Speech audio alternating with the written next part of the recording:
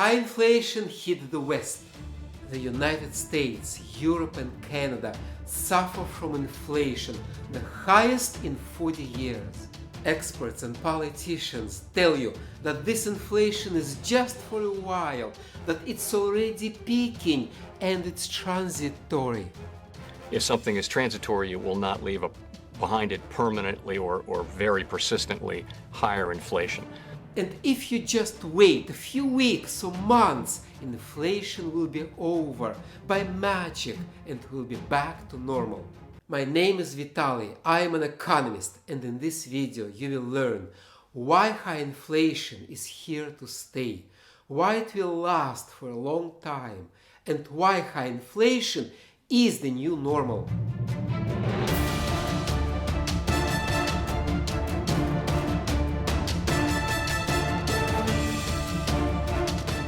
To understand the future of inflation, we first need to understand the past. And in the past, Western countries enjoyed 40 years of low inflation. And that low inflation was based on two things: cheap labor and cheap commodities. Cheap labor was provided by China, and cheap commodities were provided by China, Russia, Saudi Arabia, South Africa, and other countries. Cheap labor and cheap commodities meant cheap products. Cheap products, low prices, low inflation.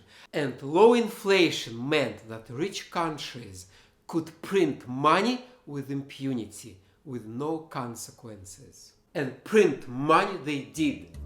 Imagine if you could eat any food, any unhealthy junk food, all the burgers and fries, and you wouldn't gain weight, you would stay fit and healthy.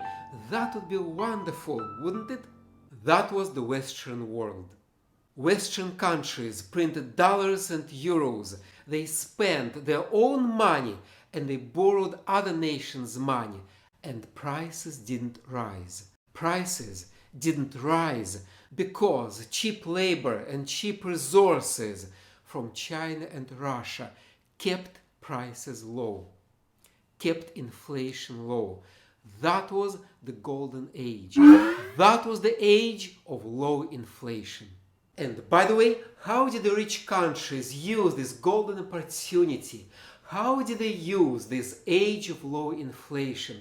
They made wars. They made wars in Afghanistan, Iraq, Pakistan, Syria, Libya, Somalia, for freedom, of course. And they lost almost all of those wars. The golden age was well wasted. And now the game is up. The age of low inflation is over.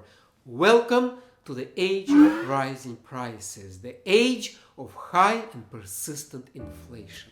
It started in 2018 when President Donald Trump imposed tariffs on Chinese goods and started a trade war with China. And that's China.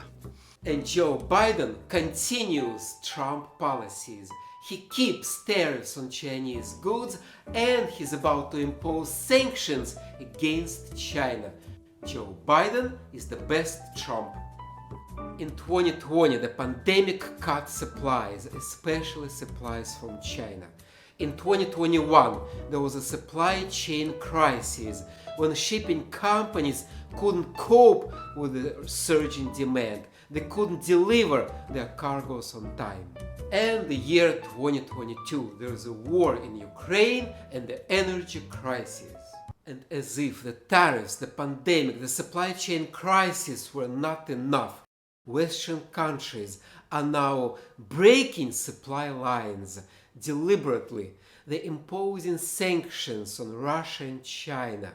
Those sanctions hurt the West more than they hurt Russia and China.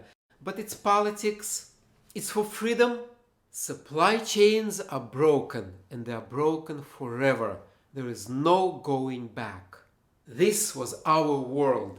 The West consumed and the East produced. The West lived on credit and the East saved and lent. The West enjoyed this consumer culture, be rich, spend more. And the East worked and worked. Not anymore. it's over. Our globalized world is breaking into 4 parts. The West, dominated by the US, the East, dominated by China, plus India and Arab countries. Which means that the West can no longer rely on cheap resources from the East, which means one thing: higher prices. As our world is breaking apart, governments will keep printing money, supplies will be interrupted, and inflation will continue. I know what you want to say. You want to say, Vitaly, there are tools against inflation. It's economics 101. So presidents and prime ministers and central bankers will get their textbooks, open a chapter on inflation, and use those policies against inflation, right? No. First, the governments. The governments are the main reason of high inflation today, because politicians like Joe Biden and Justin Trudeau keep spending money. They keep cutting taxes while making inflation higher and higher. They're addicted to spending like a gambler is addicted to playing in his casino. Now, the central banks. The central banks are doing the right thing. They raise the interest rates. They lower money supply, hoping to lower inflation. But there is only this much they can do. Yes, they can use tools against inflation. They can reduce the amount of money in the economy, but they can't solve the energy crisis. They can't restore supply lines. They cannot reconcile China and the US, and they can't stop our world from breaking into pieces. So the only thing the central banks can do is they can make high inflation less high.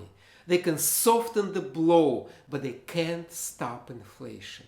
And that is why high inflation is the new normal. High inflation will continue as long as supply lines are broken.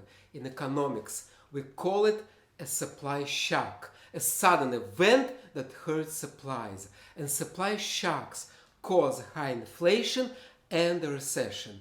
And that's what we're getting into. We're heading towards a global recession of 2023. That recession will be the most severe, the most brutal in Europe. It will be less severe in the United States. In Canada, it will be mild. And if you live in India, good for you, you're safe. Eventually, after a few years, we'll settle into the new world and inflation will be over. That will be a good time. But to make it to good times, we'll have to go through bad times first. So I wish you to survive, to prosper, to be happy no matter what, and to stay tuned to learn economics.